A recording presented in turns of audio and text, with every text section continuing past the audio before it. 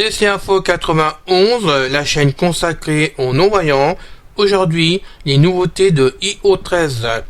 Bienvenue à vous tous sur notre chaîne. Merci de vous abonner si ce n'est pas encore fait, n'est-ce pas? Parce que ça nous motive vraiment pour continuer à bosser avec vous. Quand je dis bosser, c'est avec plaisir qu'on le fait. De toute façon, avec Guy et Pascal. Donc, à savoir que le 24 au soir est sortie la nouvelle mise à jour de iOS 13.1, qui est donc la première mise à jour par rapport à la sortie officielle de iOS 13, puisque vous le savez, en général, tous les ans, Apple nous sort donc une mise à jour totale de son OS. Donc, on avait le 11, le 12, on a maintenant le 13. Et tout de suite, comme il y avait des gros bugs dedans et apparemment tout n'était pas prêt, mais il fallait sortir les iPhone 11, et ben ils ont précipité la sortie d'iOS iOS 13.1 pour combler des bugs, en espérant qu'ils soient tous comblés, et pour apporter des modifications. Donc ce matin, j'ai mis à jour mon iPhone, mon XR, que j'ai mis à jour avec donc iOS 13.1. Et puis bon, j'ai fait un tour, ça s'est installé sans du tout de problème, hein. Vous pouvez franchement, vous ne demandez rien à arriver, une fois que c'est installé, c'est plus facile que la 13, donc pour les débutants c'est sans problème, de ce côté-là. Et puis une fois c'est mis en route, ça tourne, il n'y a pas de souci, hein. Moi je trouve même que ça tourne très très très bien. Par contre au niveau des nouveautés, je vois rien de concret, ou alors je suis pas encore avisé, c'est comme vous voulez, mais bon... je vois pas vraiment les modifications par rapport à iOS 13. Donc on va voir ça à faire à mesure. Mais déjà, je vais donc vous donner les nouveautés de la version 13. Vous faire un petit rappel si déjà vous êtes un peu au courant ou pas du tout. Ça va quand même vous montrer qu'ils ont fait quand même un gros travail dedans. Donc pour cela, je suis désolé, je n'ai pas d'autre possibilité. J'ai été obligé d'aller chercher des renseignements sur internet, par-ci par sur des sites différents. Donc merci à eux d'avoir fait le travail. Parce que moi, c'était pas facile pour le faire directement, donc ceci n'est pas de moi. J'ai fait simplement un assemblage où j'ai été obligé de travailler dedans quand même pour essayer de rendre ça le plus propre possible, parce que l'assemblage n'était pas évident à faire pour moi, mais c'est fait. En espérant que ça vous pèse, que ça vous montre bien au moins ce qu'il y a de nouveau dedans. Comme ça vous permettra peut-être de fouiller un peu plus de votre côté, je l'espère sincèrement. Donc j'ai pris ces renseignements, j'ai fait ça dans mon Word, tout simplement. Et donc je vais vous faire lire ça avec la synthèse vocale, on n'a pas d'autre possibilité, qui est donc chose 18.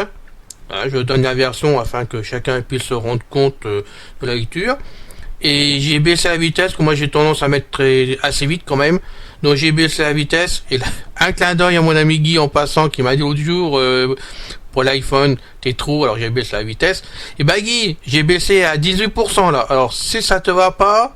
moi, je suis désolé, je ne sais plus comment faire. Voilà, donc on a 18. Je vous fais lire jusqu'au bout, je reprends après. Les nouveautés de iOS 13 par CC Info 91.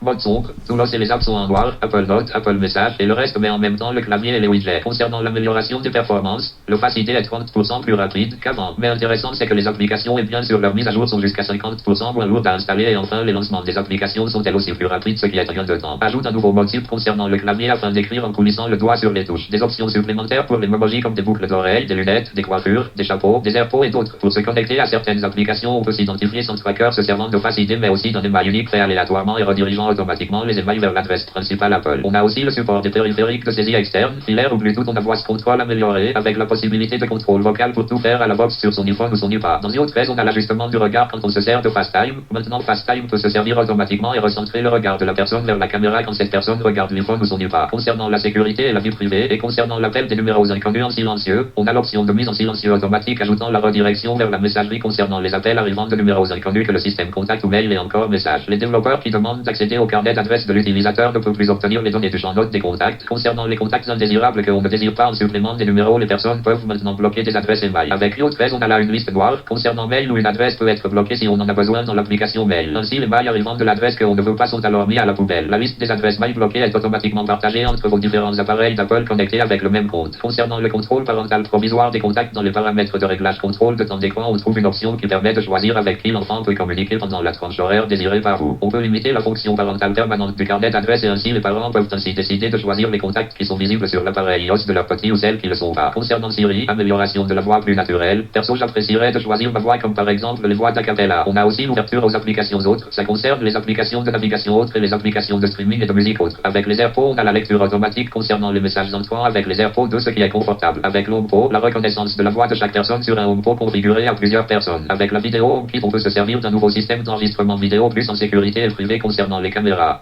Avec HomeKit, on peut crypter la vidéo avant de l'uploader sur iCloud. On a aussi l'ouverture des routeurs HomeKit qui permettent de surveiller son réseau afin de voir quels sont les appareils HomeKit qui connectés et empêcher si besoin l'échange d'informations entre plusieurs appareils. On a le support du streaming audio de l'Apple TV et du HomePod. Concernant les applications d'Apple, différentes nouveautés comme de nouvelles catégories, la transcription en texte et autres. Routine de l'application comme se servir des groupes de rappel ou de données qu'on estime d'un degré d'importance et de mettre une barre de progression pour certaines tâches qui vous est utile. Dans le plan, Apple a relevé des données aux États-Unis afin d'offrir un rendu plus moderne et précis des cartes en ajoutant aussi une vue Street View de chez Google Maps. Plan ajoute des nouvelles fonctionnalités comme pouvoir partager l'heure d'arrivée avec des personnes, et en même temps une meilleure précision pour concernant les adresses et la cartographie des. Dans le plan, on peut créer des groupes de lieux que l'on préfère et de les offrir à des amis. Amélioration du classement de ces photos avec des onglets de jour, de mois et année, et aussi la lecture automatique des vidéos dès qu'on navigue dans ces photos. L'affichage des photos se fait de manière dynamique avec l'analyse intelligente du contenu par iOS. Le but est de montrer les photos et les vidéos de tous les jours sous leur meilleur jour. La recherche dans les photos est plus puissante où on peut coupler deux mots-clés. De nouvelles suggestions de raccourcis offertes selon les habitudes de la personne. L'application est installée d'office sur iOS 13 et intègre de nouveaux déclencheurs, comme de lieu d'arrivée ou heure de journée ou autre. Nouvelle possibilité pour les contacts d'ajouter des précisions de relations entre la personne et d'autres contacts comme les parents ou les amis. Dans le calendrier, maintenant, on a la possibilité d'attacher des pièces jointes à des événements. Là, attention au virus avec les pièces jointes. On a des nouveaux outils pour gérer les dossiers, mais aussi des nouvelles options pour ajouter des personnes ou déplacer un dossier, mais aussi renommer et aussi voir les pièces jointes. Dans Message, une nouvelle interface pour la recherche avec des suggestions de contacts récents. On a aussi un ajout d'objectifs de lecture et encouragement journalier pour améliorer les statistiques de lecture. Dans Mail, on ajoute une option supplémentaire de mise en silence d'une conversation pour une durée précise. Dans Safari, une nouvelle option pleine page concernant la capture d'écran afin de capturer tout un site web en entier. Ainsi, on peut l'enregistrer en PDF. Avec Safari, voici une nouvelle option pour paramétrer quand la personne désire que tous les onglets se ferment tout seuls. On peut faire un jour ou une semaine ou encore un mois. Avec Safari, on peut sauvegarder un groupe d'onglets pour les rouvrir plus tard si on en a besoin. Safari a une nouvelle page d'accueil lui permettant d'avoir un accès plus rapide concernant les sites fréquemment visités. L'application des cartes d'Apple apporte des nouvelles données pour les vols et les terminaux dans les aéroports ainsi que les départs et autres. App Store, information de mise à jour d'applications déplacées dans le compte. Dans Rappel, on y trouve une barre d'outils rapide qui vous permet de mettre rapidement des heures ou des dates et encore des lieux mais aussi des indicateurs ou encore des pièces jointes. Dans Calendrier, une nouvelle vue concernant votre journée permet de voir un aperçu des événements de la journée en ajoutant la possibilité d'avoir rapidement l'itinéraire et d'appeler un contact. Au niveau du Bluetooth et du Wi-Fi, on n'a plus de limite de taille pour téléchargement des applications en 4G.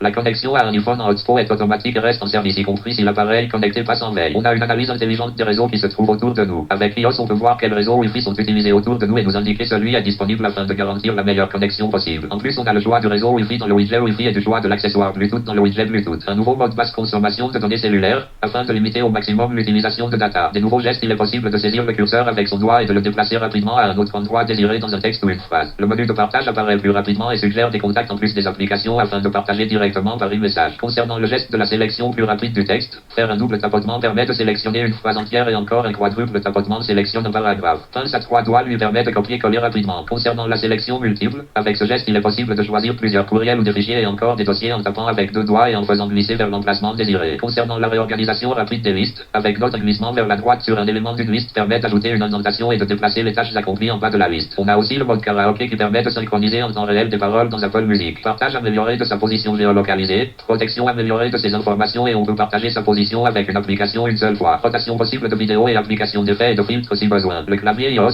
le bouton émoticône est séparé de celui des lampes d'écriture. Concernant AirPlay, un affichage des différents accessoires par groupe dans le widget. Le temps d'écran, quand une limite est atteinte, il est possible d'ajouter rapidement une minute supplémentaire.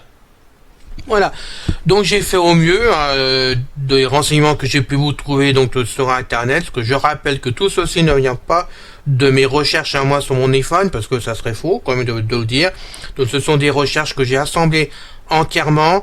Je n'ai pas tout pris parce que il y a d'autres réglages encore côté vidéo, côté aussi photo, mais je pense que bon, pour les non-voyants, c'est peut-être pas utile vraiment de tout détailler à ce point-là, et je vous laisse le soin de chercher vous-même. Et il y a beaucoup de choses qui ont été rajoutées dans iOS 13, alors à savoir si tout marche, si tout est valable, ou si vraiment ça nous intéresse, je n'en sais strictement rien, puisque pour ma part, il y a pas mal de choses là-dedans que je me suis pas encore servi, et je pense sincèrement que je vais pas me servir, parce que bon, j'ai une utilité personnelle de mon iPhone, et il y a pas mal de choses là que vraiment...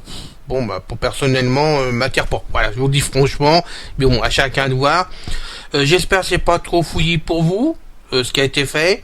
J'espère que c'était pas trop rapide, parce que je rappelle, j'ai mis à 18% le volume, hein, donc je m'en rends pas bien, enfin le volume, pardon, la vitesse, je m'en rends pas bien compte pour vous, hein. Il y a l'habitude de faire rapidement. Et j'espère que ça vous donnera une bonne indication pour faire la suite. Alors concernant iOS 13.1, pour l'instant je n'ai rien trouvé de nouveau par rapport à ça. Alors où je cherche mal, ce qui est possible, hein. Bon, tout est possible, hein, avec moi, ou alors c'est pas concret, ou j'en sais rien, peut-être que vous pourrez de ce côté-là m'éclairer un petit peu, et si vraiment on a du nouveau côté 13.1, et ben on refera une vidéo pour montrer ce qui existe de plus, de mieux. Mais j'avoue que pour l'instant, j'ai rien de folichon à dire, j'en suis désolé, parce que j'aurais vraiment voulu faire une vidéo là-dessus, mais bon, je n'ai rien d'autre, donc voilà ce que je peux vous offrir pour ce matin, aujourd'hui, donc j'espère que ça vous dépanera, que ça vous aidera, voilà.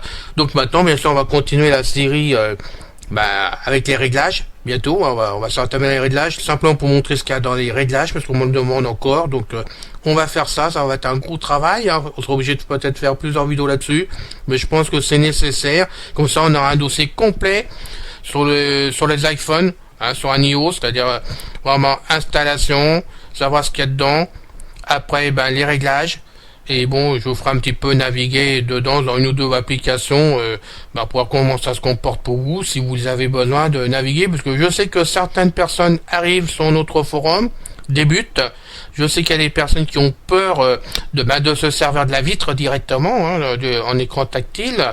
Je vous dis franchement, ça ne mord pas, les amis. Franchement, vous débutez, je comprends, vous n'ayez pas, parce que moi, la première fois que j'ai eu le 3GS, je voulais, pendant 6 mois, 8 mois, j'ai voulu l'iPhone, quand je l'ai entre les mains, je peux vous certifier, quand j'ai ouvert la boîte, je me suis retrouvé devant une vitre, je savais plus quoi faire.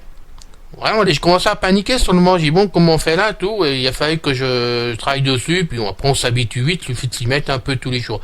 Et travaillez point par point, ne faites pas tout en même temps, parce que là, vous n'allez pas vous en sortir. Il faut apprendre à bouger vos doigts, bouger vraiment sur la vitre, à maîtriser cette vitre au démarrage. Ceux qui ont encore des boutons sur les iPhones, pensez bien, si vous entrez une application, vous sortez en appuyant sur l'accueil, en bas sur le bouton d'accueil, c'est bien pour vous. Ceux qui n'ont plus le bouton d'accueil comme moi, parce que j'ai l'XR, je l'ai plus, vous appuyez un petit coup vraiment sur le bouton de démarrage arrêt. Ou alors si vous avez la possibilité de faire, vous placez en bas de l'écran, au milieu à peu près en bas, vous montez un peu, et là vous revenez sur la page d'accueil automatiquement. C'est un geste que j'ai découvert hier entre nous, parce que je m'embêtais autrement, mais bon, c'est fait. Voilà, je vous retrouve très très vite, donc maintenant la semaine prochaine pour une nouvelle vidéo, et puis passez tous une très bonne et agréable journée, et à bientôt, salut.